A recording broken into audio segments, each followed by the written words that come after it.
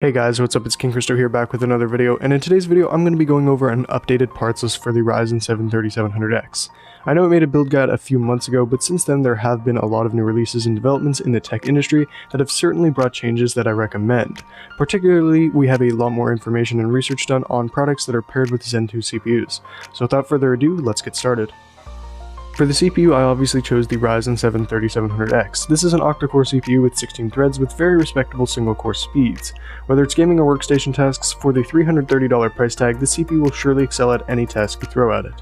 For the CPU cooler, I went with the newly released Noctua NH U12S Chromax edition. The original version of this cooler was always rather good, however it came in Noctua's standard trademark colors, which just looked awful in about every build. However, the Chromax version brings an all-black CPU cooler to the market by Noctua while not breaking the bank at $70.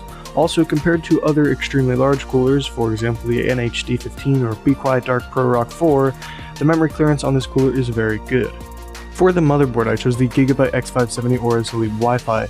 This is an X570 board, meaning you won't have to worry about a pesky BIOS update, as it's meant for the Ryzen 3000 series. It's also not super expensive at $210, especially compared to other X570 boards which reach $350 and higher. Finally, it does have a very good VRM, built-in Wi-Fi, and a minimalistic aesthetic that will probably fit into most builds. For memory, I went with a 16GB kit of Patriot Viper 4 Blackout. Finally, we get this memory without its aggressive, somewhat obnoxious red color scheme. For $90, you're also getting a 3600MHz speed kit, which is very fast and will work very well with Ryzen's Infinity fabric. So it's 2019, for storage I cannot recommend anything but an NVMe SSD. They're consistently getting cheaper and I simply don't see the need for a standard mechanical hard drive. I went with the HP EX920 1TB model for $110. This drive is a TLC unit, meaning you won't get the reliability issues that some QLC units have, as well as the fact that because it's an NVMe drive, it means it will hit around 3000 megabytes per second, which is on average 20 to 30 times faster than a typical hard drive. This will majorly benefit your system's boot and load times. The graphics card is probably the most different decision from the one I made 4 months ago. In the previous build guide, Navi had not launched yet and I recommended an RTX 2070. However, now that Navi has launched and most of its aftermarket cards have been released, I can confidently recommend the $420 Gigabyte RX 5700 XT Gaming OC. This card is able to rival the RTX 2070 in performance, sometimes even beating out the newer RTX 2070 Super. However, it's quite a bit cheaper and easily beats the RTX 2060 Super, a card in the same price range. Overall, this model has a good cooler and matches the build's black and gray aesthetic quite well. For the case, I went with the Fractal design Meshify C.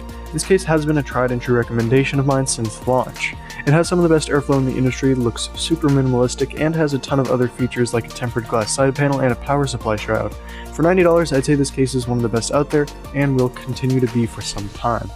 Finally, I chose the $95 2019 Corsair RM 750W for the power supply. This is an 80 plus gold rated fully modular unit capable of 750 watts. It also has really solid reliability similar to Corsair's 2018 series and comes with all black cables so you don't have to worry about ketchup and mustard in your build. So I hope you all enjoyed my updated build guide for the Ryzen 7 3700X. I really wanted to make an updated build guide for you all just because of all the recent launches and knowing the high demand for the Ryzen 3000 series.